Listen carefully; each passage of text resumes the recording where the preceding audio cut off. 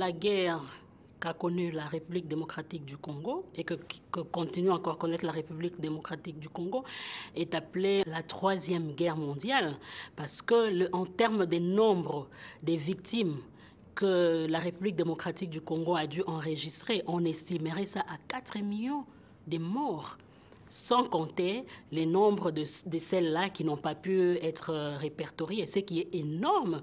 C'est un crime contre l'humanité.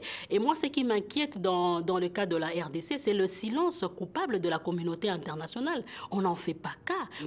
Dans ma ville, là où je vis, il faut dire qu'il y a eu aussi les cas des violations massives de droits de l'homme au nord du Katanga, mais qui sont très peu médiatisés.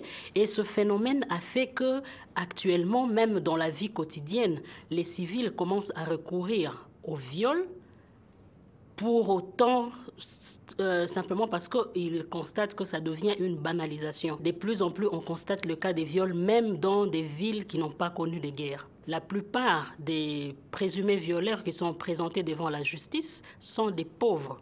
Alors que les viols, à ce jour, n'est pas seulement commis par des auteurs pauvres. Nous connaissons aussi des grandes personnalités de notre pays qui, à ce jour, siègent qui ont des grands postes dans les secteurs militaires, dans les secteurs politiques, mais qui ne sont pas inquiétés, alors qu'il y a des preuves tangibles qui attesteraient que ces hommes auraient recouru au viol, et pas au viol en termes d'une simple infraction pénale, mais en termes de violation massive des droits de l'homme. Après les 32 ans de pouvoir de Mobutu et après l'avènement de Kabila père et maintenant l'avènement de Kabila fils, nous sommes dans une série ou dans un cycle des transitions et des violences, ce qui a essentiellement affecter les organes de la justice en termes de crédibilité.